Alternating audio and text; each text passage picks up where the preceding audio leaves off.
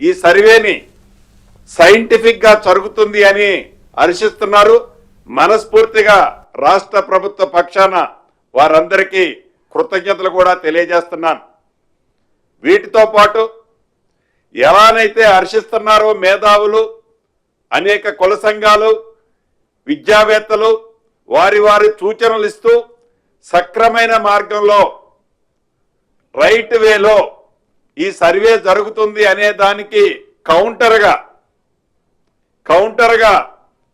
ప్రతిపక్షం వారు కూడా ఈ సర్వే అంతా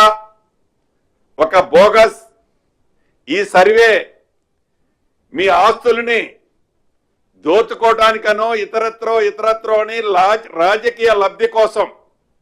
వారి ఉనికికి ప్రమాదం అయింది అనే ఆలోచనతో వారి ఉనికే ప్రశ్నార్థకంగా మారుతున్న ఈ తరుణంలో దాని మీద ఒక రాజకీయ రంగు, ప్రతిపక్షంలో ఉన్నాము కాబట్టి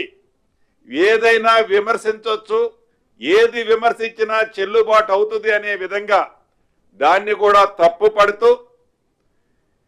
ఏదైతే ఈ సర్వే జరిగే ప్రాంతాల్లో దురుద్దేశపూరితంగా వాంటెడ్లీ ఈ సర్వే మీద అనేక ఆరోపణలు చేస్తూ